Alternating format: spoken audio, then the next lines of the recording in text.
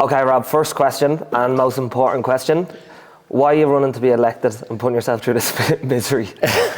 Yeah, I mean, I guess people would know me as that bloke who runs the Muay Thai gym in Bray, but and they're probably wondering the same thing. What's he doing? Why is he getting involved in this? But I'm kind of circling back to something that I've had a long-standing interest in. Like when I went to college, and when I finished school, I went to UCD and studied history and politics, got a degree in it. So it was something that I've always been kind of, I've always kept a close eye on, let's say. I kind of in my life went in different directions, so I did different things. But over the last few months, I've just been kind of watching with increasing alarm at the way the country's been run and the way the town's been run. And it just doesn't seem to me at the moment like the people who are in decision-making roles, let's say, have any real hope of being able to get a handle on the issues that we're facing. And I mean, it's getting to a crisis point. I mean, as I mentioned, I run a martial arts gym and everybody's emigrating. Everybody's just leaving the country. And I just think Ireland is going to a very dark place if we don't get a handle on things. I didn't realise that you did politics in your degree and stuff like that, but I could always tell that was something that you were passionate about and interested about, even like putting up regular posts and stuff like that. Has this something that has kind of been crossing your mind for a long time? Yeah, it's something that I started to consider maybe about 2 years ago, maybe during COVID, I'd say. That I joined Sinn Fein at that time, and I was involved in the party for a while, kind of peripherally really, but I thought that was the role I was going to play and that was the route I was going to go down. Mm-hmm. But the more I kind of got to know the party and got to know their policies, I started to kind of feel a little bit uncomfortable with some of the positions they held on key issues, and eventually decided to move away from it. And then from there, I didn't want that to be the end. I didn't want that to be the end of my role. I still felt like I had something to contribute. I still felt like I was going to be able to help if I got involved. So I decided to put my name forward, stand as an independent in Bray West. What does, as someone who's almost clueless about politics, only really getting interested in probably the last 2 years, and that's probably shows what a state the country is, that someone like me is actually getting interested in seeing what's going on in this country. So, but I wouldn't understand, what does it mean to be an independent candidate? An independent candidate, it just means that you're not affiliated with any political party. So at the moment we have like Fine Gael, Fianna Fáil, the Greens in government, but then we also have Sinn Fein in opposition. But in addition to that, you have people that have decided to go it alone and stand as an independent. So they don't take their cue from any other political party. They're not told what to say, what position to hold. They don't have to toe the line. They can kind of speak freely on any issue. They can put forward any issue that they like. And it's something that if you look at the way the political landscape is starting to change, if you look at the opinion polls just came out this morning. I believe it was Red Sea, and it showed that independents are up to 19%. Now that's massive. That means where there's more people planning on voting independent than there is people planning on voting Fianna Fáil in the next election, and we're only growing. It seems to be every single poll that comes out where our trajectory is going straight up. So this line of thinking, this kind of new idea of people who aren't going to be affiliated with a political party, that aren't going to toe the traditional political party line, and really kind of plough our own furrow, so to speak. That seems to be striking a chord with the Irish people, and I think that's what people want to see more of. So here's a question then. So what would be the advantages of being in an independent party compared to an associated party? Well, if you're associated with a party, you kind of have to toe the line. So for example, if Sinn Fein has a policy on, say, the hate speech bill. Sinn Féin voted in favour of the hate speech bill. I worked as a journalist for 10 years. That's completely incompatible with my views. I believe in free speech. That's crucially important in any kind of properly functioning democracy. And that wouldn't sit well with me. So I would be obliged to follow along and toe that line. But as an independent, I don't have to do that. I can speak freely. The opposite side of it is that people kind of view independence as not being able to exert the same level of influence, let's say, right, as political parties can. But what I've been doing now, I'm obviously standing in the local election. So what I've been doing is I've been getting in touch with other independents, other like-minded candidates, and we meet on the regular. We get in touch. We kind of collaborate on various issues. So we're building working relationships that I feel if we get into the council, we can kind of hit the ground running and operate just as well as a political party, but without the kind of hindrance or the the control from above that you get if you're part of a political party. But would you also have then independents who have completely opposite views to each other and wouldn't work, or is that? Yeah, well, I mean, the way I see it, it's like I'm a business. I run a gym as well as the martial arts club, and the way I see it is that you don't have to agree with somebody on everything to collaborate effectively with them. Like, for example, I don't know what your opinion might be on abortion. You don't know what mine is, but we can still work together on, for example, the charity initiative that we're doing here. We can be like totally productive on that, get it over the line, run it to a professional level, and I don't see any reason why you have to know what somebody's position is on XYZ in order to function well with them on a council level or even a governmental level. So why can't they do that in, you know, fixed parties like Sinn Fein and so on and so forth? Yeah, you'd wonder. I mean, I guess on a national level it gets a bit more complex when you have to legislate on things like the hate speech bill, and there's a requirement to get the votes over the line in the Dáil. So Sinn Fein is probably not the best example to use. You're better off using like a government party like Fianna Fáil, let's say. They need to get a majority of the votes in the Dáil to get their legislation over the line. So they have to be able to rely on the people who are affiliated with that party to vote in favour of a given issue. So that's just towing the party line. That's what has to be done. But on a local level, I don't feel that we need to do that. I think independents can work well together and really affect some positive change in the area. I just want to touch on the hate speech bill just because you've brought it up there, so I want to get that out of the way and actually talk to you about that and get your views on it. Why would it be dangerous to legislate hate speech? Well, from my understanding of it, there's already legislation in place and laws in place that can protect people against incitement to hatred. And I think that's where the line has to be. Like, if you do something that, you know, like I don't think free speech is an absolute. Like, for example, you can't allow somebody to scream fire in a packed cinema, you know what I mean? And then there's a stampede and people get hurt, right? There has to be limits, right? But I think where the government is going with it is too severe. They're trying to protect various kind of groupings in society from any level of criticism, and it's just gone too far. And I think ultimately that type of legislation, in my view, starts to radicalise people and starts to make people that feel like they're being ordered to say this and not say that. And I don't think it has the kind of cooling effect that the government might like it to have. And ultimately, I think free speech is so vitally important that unless you have an extremely strong argument, you have to stand back and trust the people and let them carry out their political discourse kind of unencumbered. Well, it can get muddled, can't it? Because what we might have found, what we might find offensive now probably wasn't offensive to people maybe 30 years ago. So like words, like they're essentially saying that, okay, this is what you're saying to me now is racist or is hate speech, where that could be more so your opinion rather than facts. Yeah, absolutely, yeah. And it's like these things do change over time, and I guess like in the future these things might stop being offensive again. And it is fluid, and I think with the way language changes and I mean, the government hasn't even been able to legally define what it means by the term hate.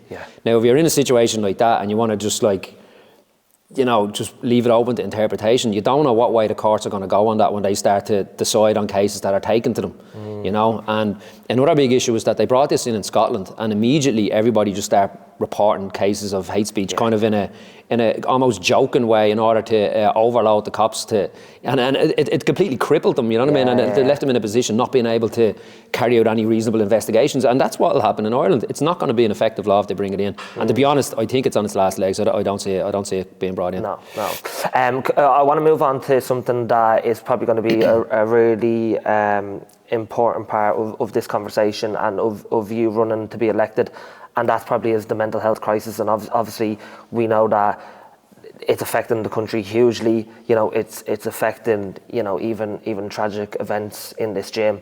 I went through a study last night before coming up here today, and in this study on mental health, it goes, the number of young men dying by suicide in Ireland has grown considerably in recent years, with the rate from men under 35 years currently being 30 to 35%. This represents around 190 suicide deaths each year among men less than 35 years of age. For every female suicide, between 4 and 5 men kill themselves. In Ireland, more people die by suicide each year than road accidents.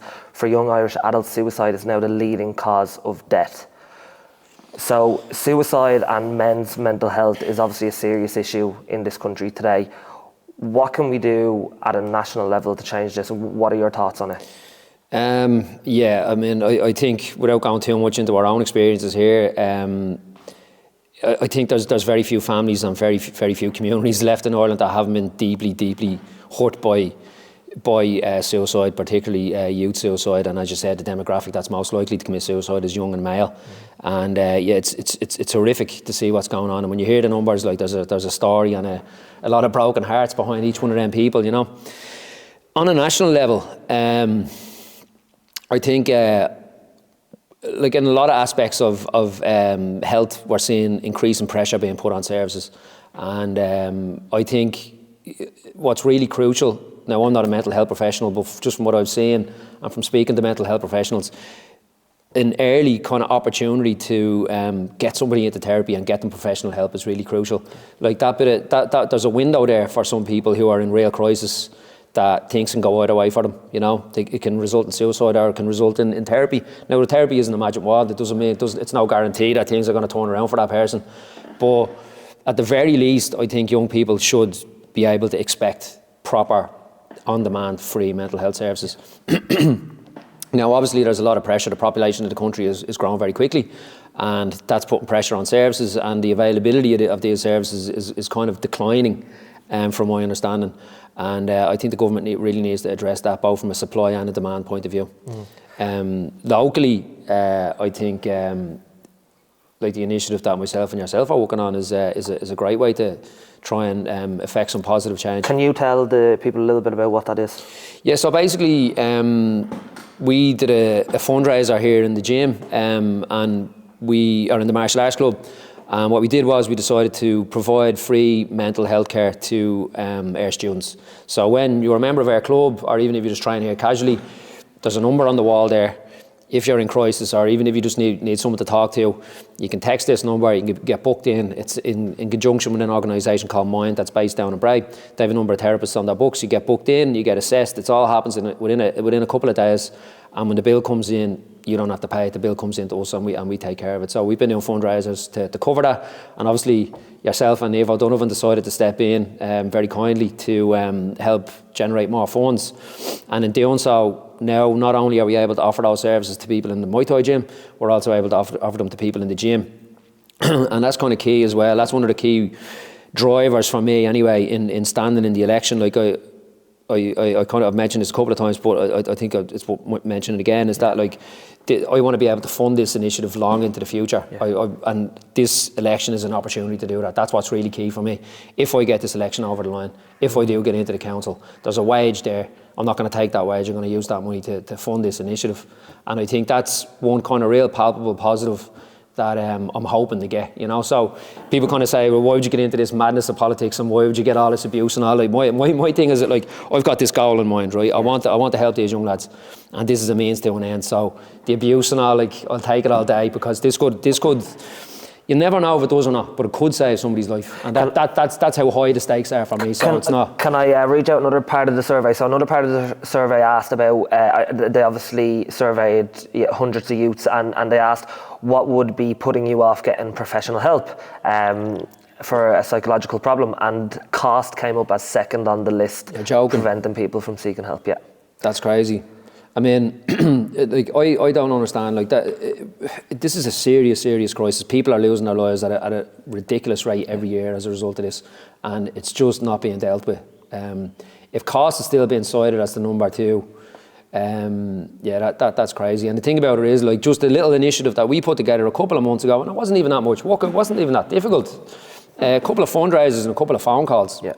And we're at this stage now where we've got, I think it's over. Because I got in touch with a local community centre, we're going to provide the same service to them. Yeah. We're heading towards being able to provide free mental health service to 600 people. Yeah. There's 30,000 people in Bray. That's 2% of the population of Bray in a couple of months, you know. So to me, that speaks to a lack of political will. Yeah. But there's no lack of resources. The money's there. So why isn't the government doing what we did? You know what I mean? With a couple of phone calls and a few fundraisers. They don't even need to do fundraisers. They can click their fingers and they can fund this overnight if they want to. You know? Is this a problem where, you know, people in the Dáil aren't really, you know, seeing what's going on at a local level, or caring or associating with it? Well, I mean, to be honest with you, I haven't really investigated fully the level of service that are out there, and there is organisations that are doing some great work, obviously. Yeah.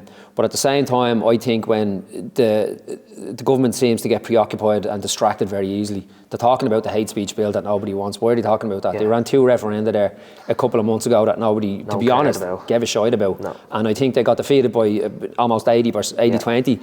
And that costs a lot of money to run them. It costs a lot of money, but it's also a lot of effort in terms of legislation. Like the teams of lawyers that work for the government are flat out trying to draft all this stuff. That's what the votes in the Dáil are being put over to. But there's a lot of bread and butter issues, common sense issues that are being completely ignored that could be probably dealt with very effectively by a government that just had its head screwed on and was focused on the interests of the Irish people.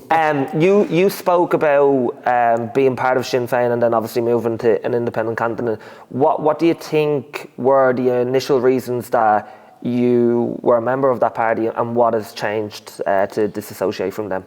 Well, I think the reason why I got involved with Sinn Fein, I've kind of always throughout my life consider myself a Republican now. What does that mean, a Republican? A Republican, somebody, well, there's different contexts. In the American context, it means something completely different to Ireland, but in the Irish context, it means somebody who believes in a 32-county republic, who believes Ireland should be united and that the Irish people should be able to control their own destiny free from foreign impediment or interference.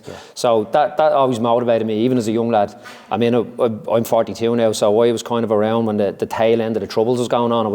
Luckily, I was too young to get myself involved and ended up God knows what trouble. But like it was something that it just stuck with me, and although I went on to have a career in the media, in journalism, that kind of means that you have to be down the centre. There's no such thing as a Republican in the Irish media. That's not something you're really allowed to be as such. You have to be kind of some level of impartiality, or certainly to present some sort of level of impartiality. But in later years, I started to circle back to it, as I said, and I wanted to start getting involved, and I wanted to try and affect some positive change. I'm not just talking about I'm going to go free the north or anything like that, but just to try and get that level of social responsibility and start contributing to the good of my country, basically. But what I saw in Sinn Féin was a party that increasingly wants to toe the line with the government, that won't stand up to the government, and that isn't effective opposition.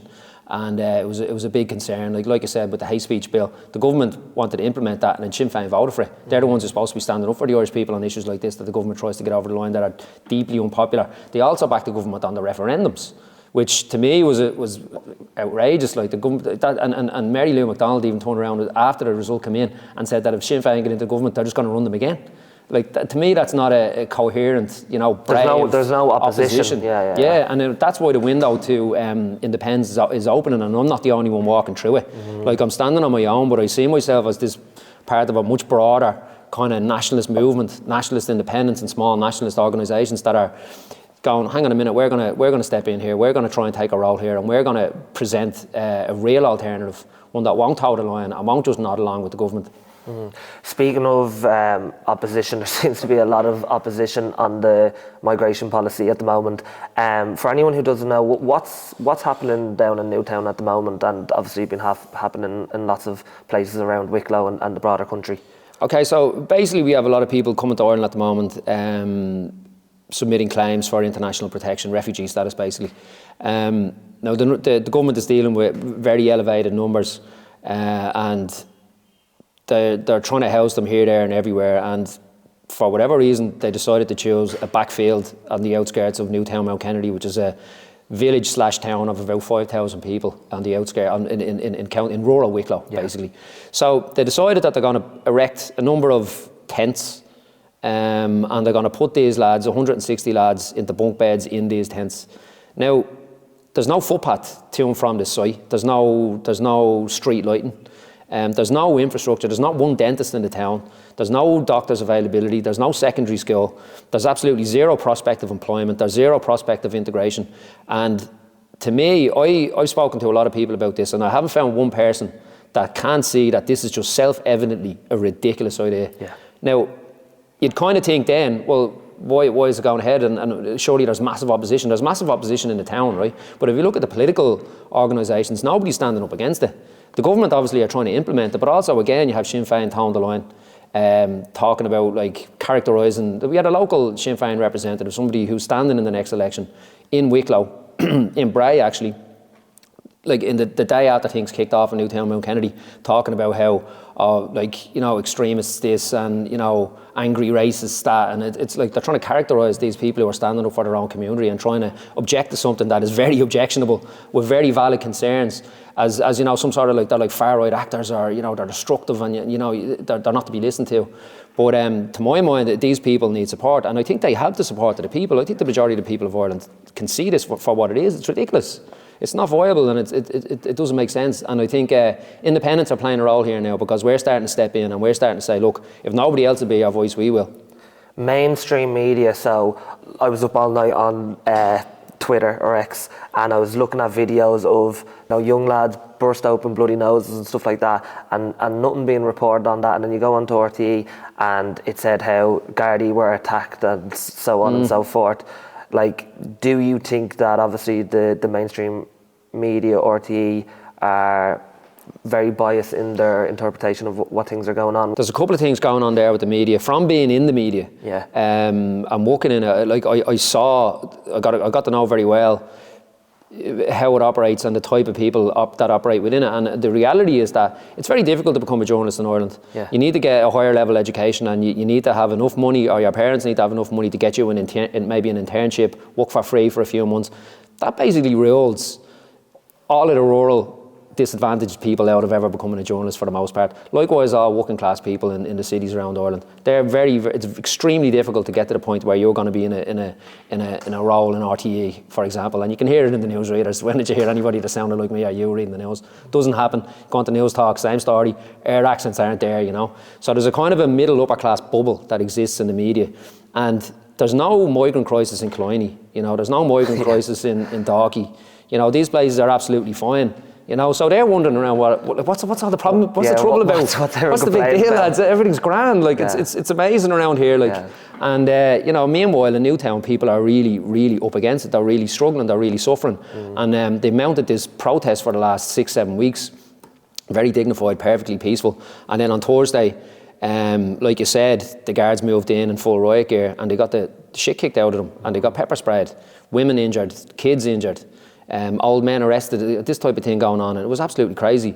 And like you said, the media straight away rode in with, protesters attacked the guards. Now I find that questionable. I wasn't there, I don't know exactly what happened, but I find it odd that there would be a peaceful protest for 6-7 weeks, right? And then on the day, according to the Garda statement, that they send in 50 Gardaí, suddenly the protesters decide that now's our chance, now's the time to get violent against 50 lads with batons and pepper spray. It doesn't really seem sensible, So the government and the media, I think, have really been trying to obscure what's been going on. Isn't it funny though the way that they'll say about, okay, so you have all these Newtown protesters, but then they'll say things like, far right activists from town come out to cause trouble with the Newtown protesters, but then they don't ever say anything about, they don't send in the local guards to deal with this. They send in 50 Gardaí from, not anywhere or doesn't know any of the local people to come in and basically cause. Yeah, there's a bit of a contradiction there, isn't there? Yeah. And I mean,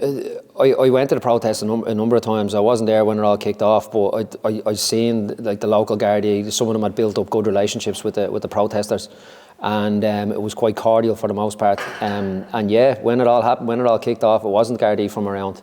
Those Gardaí that had been, developing relationships were pulled off, and then it kicked off. But just on that thing of it's people who've been moved in. That's we're hearing that from the government and we're hearing that from the media. And to me, that's quite classist also, because they're it's the Dublin lads from Coolock are after going out. You know what I mean? Or it's the lads from Ballybrack are after going out, and now all of a sudden there's violence. Those two things, first of all, don't necessarily go hand in hand. The other thing is that there was 4 arrests on that day, and all of those people appeared in court, and all of them gave their address in Newtown. So they weren't even from the outside, So that was literally a great example of the media just pulling that out of their arse, basically. How has it gotten this far? It's crazy. My own opinion on it is that there's a few different kind of actors at play. I think there's NGOs are very influential. Certain NGOs are very influential in Ireland, and they're kind of pushing this agenda of you can't criticise anything to do with immigration, right?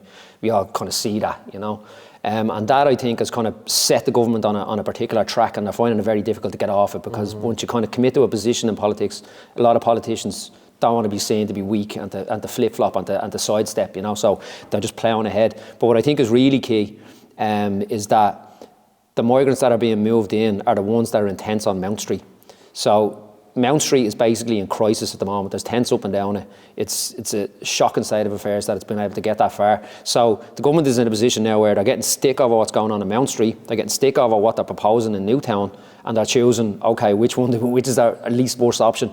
And I think the least worst option for the government is to clear those tents, get them out town looking normal, and then get them out to Newtown and kind of to hell with the consequences for the people in Newtown. Do we have any like case studies of other places in Europe where like this immigration policy just hasn't worked and caused more harm than good to the country?